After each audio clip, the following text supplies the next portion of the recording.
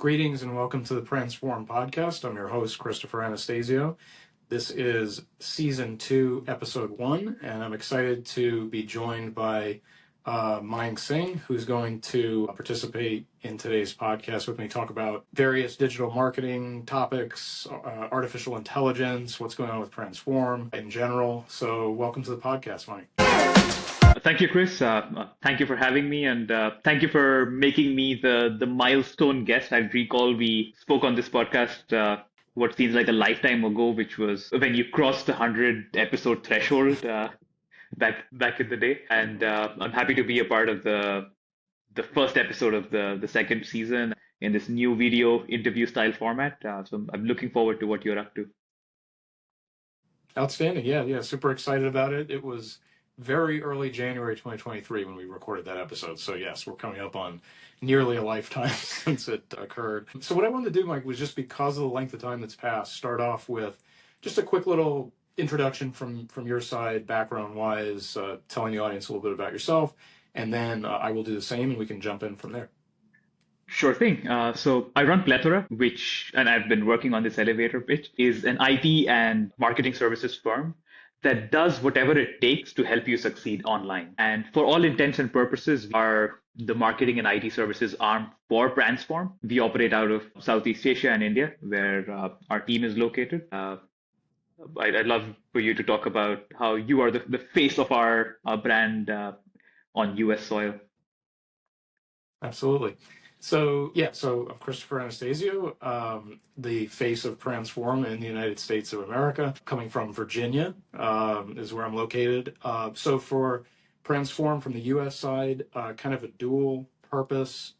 First, digital marketing, supporting clients that we cultivate here in the United States, being their first point of contact, being that first line of interaction with the client, but with the team behind me outside the United States, obviously. So from that digital marketing standpoint, things like social media, website, SEO, incorporating artificial intelligence into digital marketing strategies, things of that nature.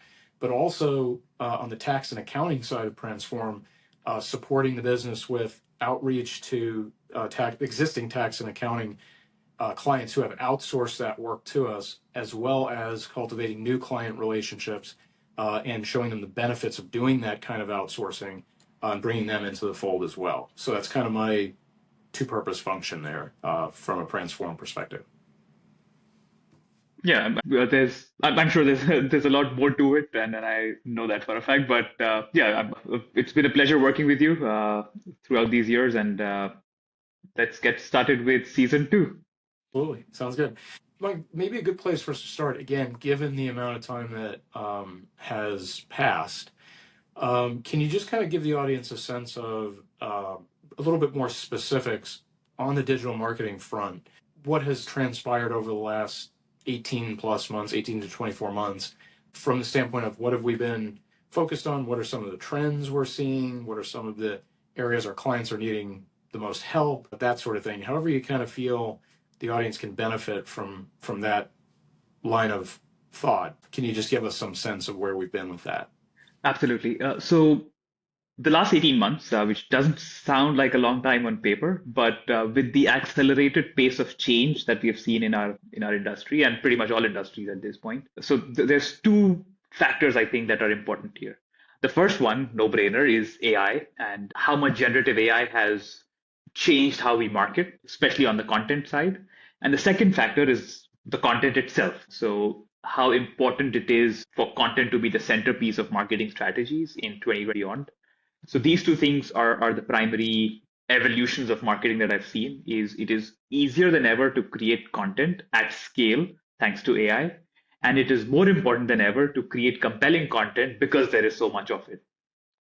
So these two things I've seen evolve rapidly, and to be honest, we have caught ourselves catching up a lot of times because of how rapidly things have evolved.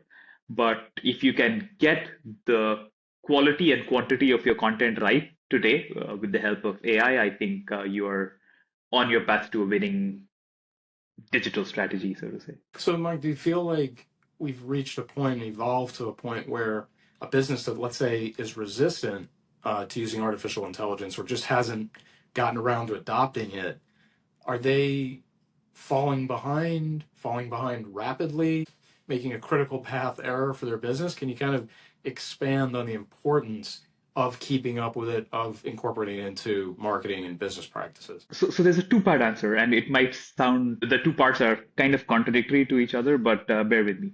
So when it comes to being late to the party, I can assure you you're not, because of the pace of change is so rapid that even if you get up to speed tomorrow, you'd still be up to speed with the latest technology because it would have changed by tomorrow. So the good news on that is if you haven't started leveraging generative AI for marketing yet, it is not too late. On the flip side, however, whether you should be using it, hell yes is the answer, and pardon my French. So if you haven't been using it yet, don't worry. If you're not using it moving forward, then you are more likely to get left behind as the technology matures, as more incumbents and more players, or even more new players, come into the market leveraging these technologies and are able to overtake you in terms of your digital presence. So that's compelling. Can you know, for the sake of our audience that let's say is in that category, that they haven't gotten around to it, they're a little bit fearful of it, or they're just confused by it, where's a good place for them to start? If you were to sit down with them and say, okay, you haven't adopted yet, you're a little bit behind here, but there's the opportunity to catch up, like you just described. Where would you start them off? If there was like two or three things they could start off with and say, okay, I can at least start doing these now, and that will kind of get me in the game, get me a little more comfortable, get me moving forward with it, that kind of thing, and also create an impact for the business, hopefully at the same time. Okay, so I think that is a difficult question to answer because the answer would depend on who I'm talking to. So, but I will try to give a generic answer in the sense that if you're focusing on creating content through AI, just try out tools, see what works best for you. So there's no cookie cutter approach, and that is how content has always worked. Because so think of AI as a tool to create more content. So if you're getting started, I would recommend using any favorite, whatever your favorite LLM is, whether it is Gemini or ChatGPT or Claude or any other novel one that you want to use.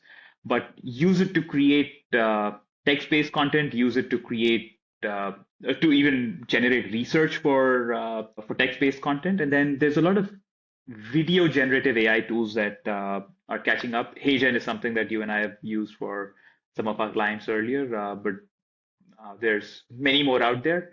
So just use a common LLM, use a video generation tool. I think those two elements are the first stepping stones to creating high quality and high volume content using AI. Gotcha.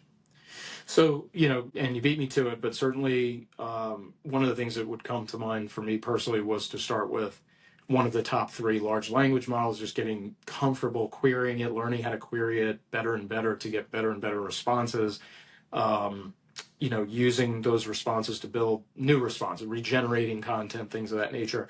So glad you touched on that. So for video generation, where people might not be familiar with the concept that they can create video without having to get on camera themselves, where there's typically a reasonable fear factor to that. Can you speak a little bit more about, you mentioned HeyGen. HeyGen has definitely been an exciting tool that you and I have discovered. The mechanics of that, how they can create that video content without having to put themselves out there, so to speak, in a way that, let's say, they're not typically or totally comfortable with. Absolutely. Yeah. For people who do not like facing the camera, these tools are a blessing in disguise. So there's three primary ways you can use AI to create videos. First is what is becoming more popular, called headless video. So you don't necessarily need to show a face, but you can use a combination of AI generated voice or AI generated text plus stock footage and stock images to create short form video content. So that is option one. Option two is using AI generated avatars. So you can have a completely fake quote unquote person read out a script that you generated or read out a script that another AI generated, for example. So that is option two. Option three, and my favorite of the three options, is replicating your own likeness. And HeyGen is a, again, going back to that example, is a good tool for that, where you can upload a sample video that trains HeyGen on your voice modulations, on what you sound like, what you look like, and even some common gestures that you do. And that you can then feed scripts, both human and AI generated, to yourself or your own AI self, so to say. And it is not perfect, but it is close to being realistic when it comes to creating videos with you speaking in them. But let me qualify that by saying that I'm still a very heavy proponent of you appearing on camera. So as good as AI generated video is, I think that is the second best option to you actually appearing on camera, because there's still value to human interaction in my old school brain. Gotcha. Yes, I think it's kind of an interesting thought that or point that you raise there, Mike, because as people become more enamored with and comfortable with AI tools, do you foresee? I have my own personal opinion about this. I can offer as well. Do you foresee almost a backlash to it at some point where people will crave the real thing again and be able to tell the difference? I know, of course, they're saying you're going to reach a point where you cannot tell the difference, but let's say for the period of time that you can, that people will say, well, I'm going to tend towards this business and this individual because that person comes off as real. They actually are on camera versus this person who's leveraging AI to such an extent that I don't see them anymore. I don't actually see their likeness anymore. Right. Do you foresee that potential full circle effect to your point about the best thing to do is actually appear yourself? I think yes, and it is almost history repeating itself, right? So we've had a few big revolutions in human history, starting with just mass manufacturing to the internet to now AI. So every time we face something like that, the more human aspects of, for example, if you buy something that is mass manufactured versus buying something that is handmade, so there's more of a premium to human effort when that effort is when that effort is kind of replaced by a more mass market option.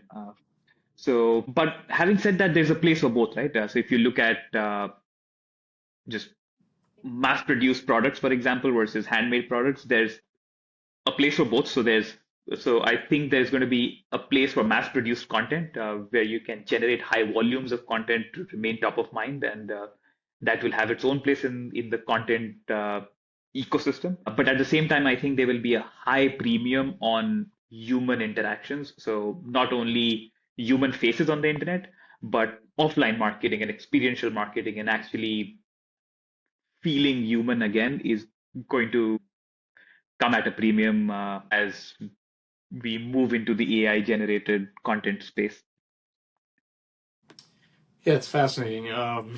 Just hearing a human say out loud, we will once again crave a human interaction. So it's still something I think the typical or average person is jarred to some extent by that we're heading this way and that it's kind of inexorable and that sort of thing. So it's very important. I think these points that you bring up, Mike, very important for our audience to sort of internalize how much of a shift is going on here and how important it is for them to stay abreast of it, but also stay in the real world to some extent, like you said. So I think that's hugely important. One of the things that you talked about using, let's say, a large language model to generate text and so forth, and also do video.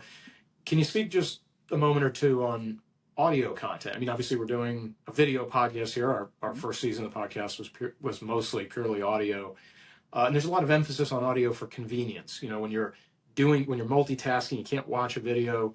You're consuming, audio content in parallel. What does AI afford an individual who wants to put out more of that type of content? Is it easier to put out that content now? Are there some tools that help them do that? Maybe stripping audio off of video, things like that they can leverage. 100%. So first, let me just speak to the place for audio content in the current world. You're right. Places where you are multitasking. For me, in my personal experience, driving is where I consume a lot of audio content. So if I'm driving in Bangkok traffic and stuck at one traffic light for 3 hours, I'm listening And to paying podcasts. attention the whole time. Yes. So yeah, in those situations, I think audio content is very powerful, especially because it allows you to do more long form, because people don't have the patience to maybe watch long form video anymore, but they have the time when they're doing other activities to listen to long form content. And that translates to the success of podcasts, the success of ebooks, to audiobooks these days. So that I think is audio format works great if you want to do long form stuff. So just addressing why audio is so popular and in what context it works best. Now, coming to your point about using AI, so it works more or less the same as video, where you can feed both human and AI generated scripts to audio generation tools, and there's more than I can keep track of. Also, there's an interesting thing that you mentioned, repurposing stuff. So if you are creating video content and you can use AI tools to strip audio off to publish on audio only channels if need be. So yeah, so it can help you create audio content and it can help you repurpose other formats into audio. And there's a ton of tools to do that, and each better than the other at this point.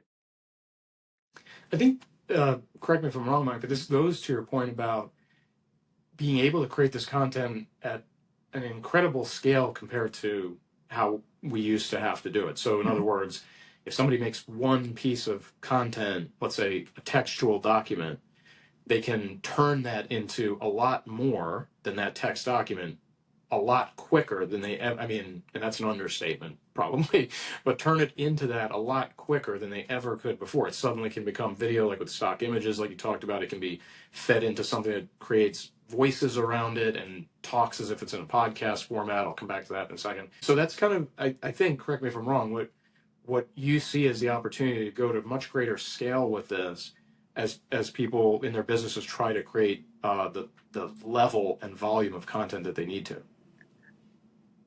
100%. And I think you and I are both thinking about that one common person who has been advocating for using one piece of content and turning it into multiple pieces of content. Trying not to say his name. So we are 20 minutes into the podcast and you haven't mentioned Gary Vaynerchuk yet. So I win, you lose. You said his name first. So, but for the audience that has followed season one, they know I am obsessed with that individual. So, in a very positive way. Yeah, so people like Gary Vaynerchuk, they've always advocated for creating short form content out of one long form piece of content, and it helps you generate more bang for your effort. Essentially, if you're creating one long form content and breaking it down into several short form versions, with AI, it improves and it increases in quantity exponentially, because, like you said, you can create just not just short videos out of long videos, but you can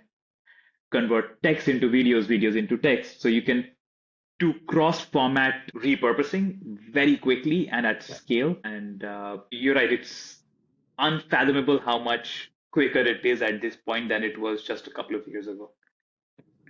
Yeah, absolutely.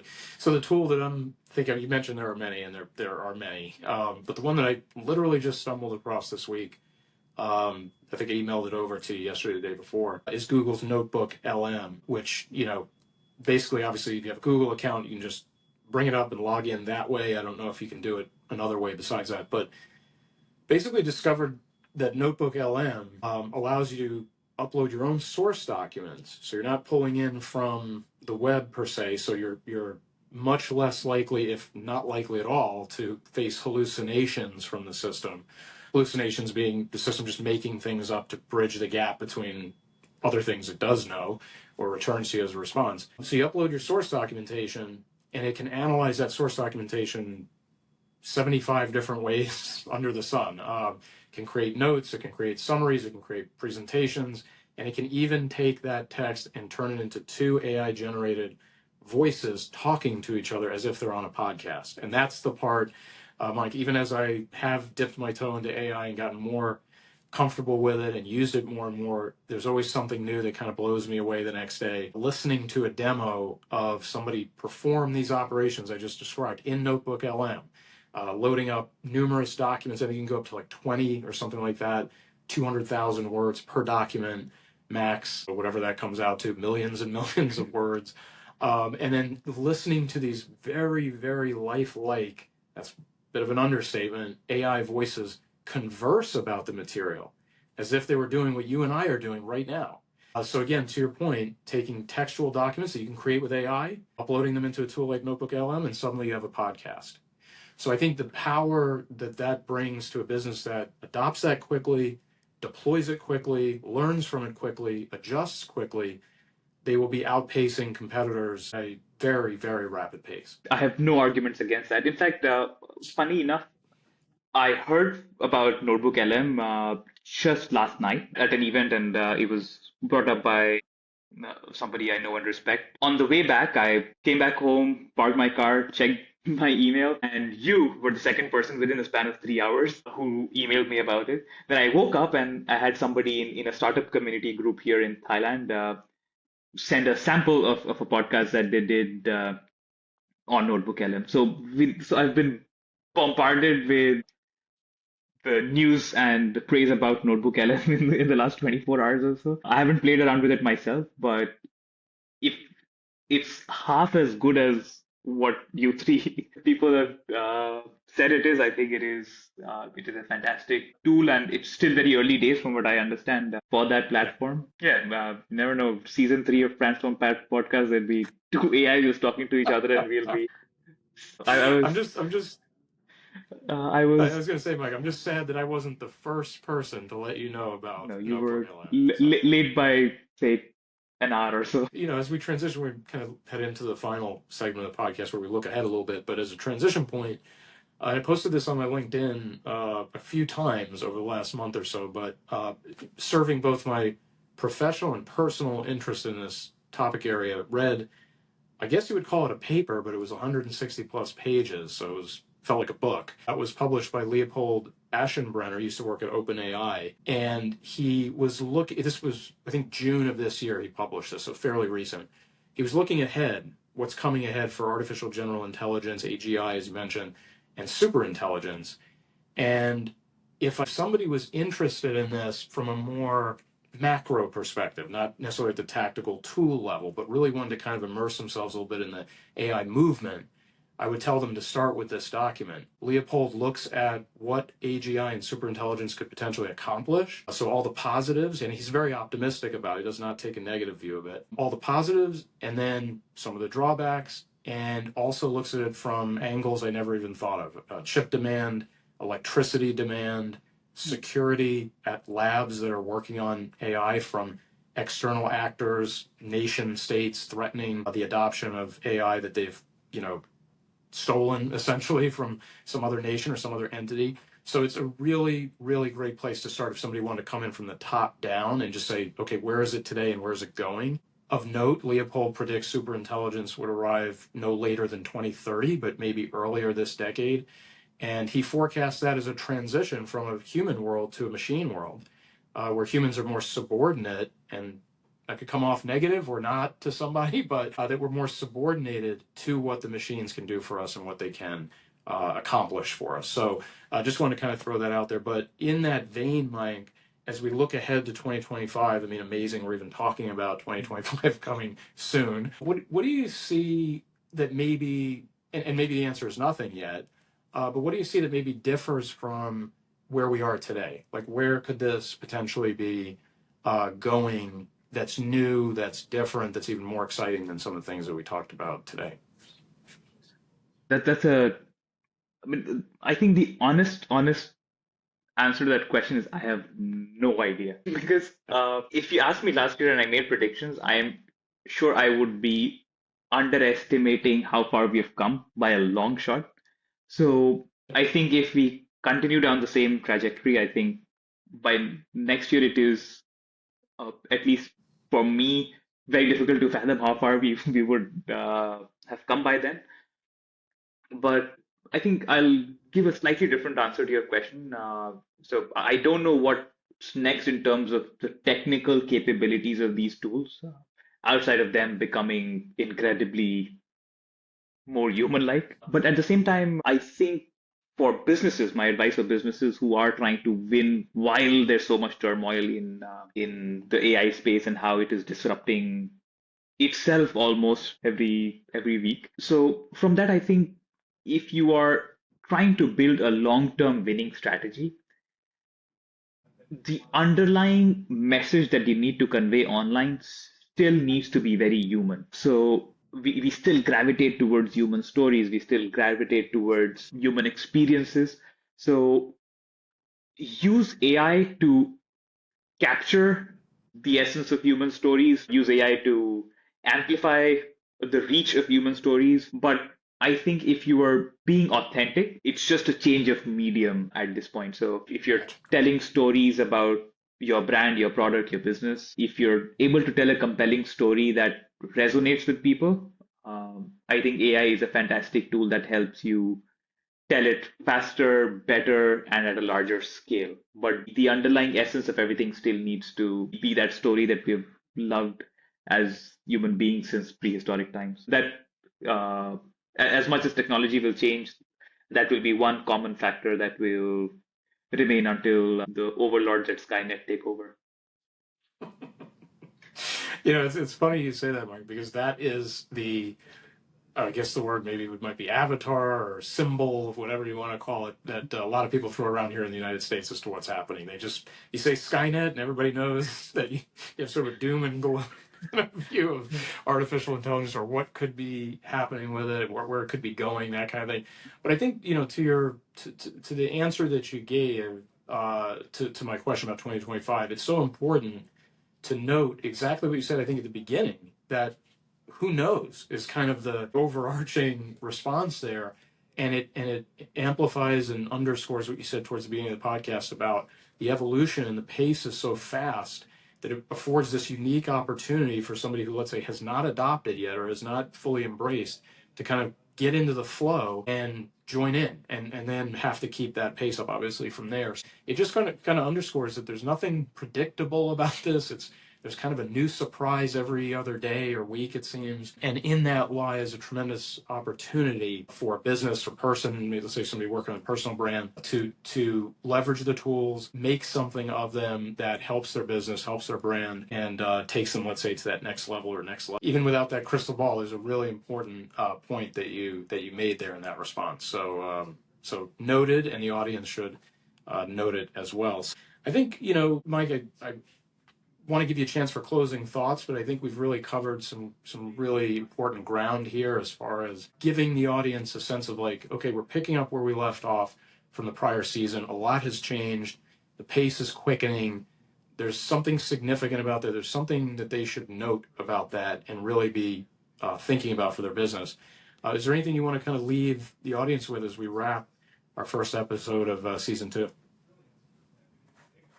Sure. So if I were to leave the audience with one parting message, is to tell more stories. And again, I'm not saying anything revolutionary or new, but as we consume large amounts of content every day, I think there's still a very high demand for great stories to be told. And when I'm saying stories, I don't necessarily mean fiction. I mean stories about your brand, about why you do what you do. So I think that is very important for us to communicate as brands. The brands that are able to authentically do that are the ones that are going to win in 2025 and beyond. And the Pransform podcast that you're reviving is a testament to that, right? So just telling stories about businesses is what you intend to do in this season. So yeah, so just tell stories. There's a lot of space for it. There's a lot of demand for it, and leverage technology where necessary, but stay true to the essence of the brand and why you're doing what you're doing. I think that's excellent advice, Mike. That was a great flourish and way to finish our first episode of the second season.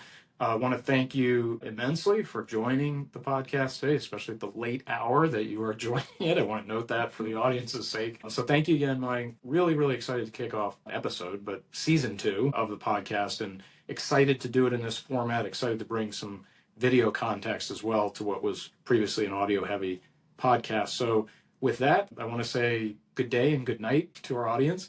And we look forward to episode 2 coming soon, where we continue to explore these concepts: digital marketing, social media marketing, artificial intelligence, etc. So thanks again, Mike. I really appreciate it. Thank you for having me, Chris, and all the best for this season. As your first ever subscriber, I will make sure to stay tuned. Thank you so much, Mike. Appreciate it. Have a great night. You too, Chris. Bye-bye. Bye-bye.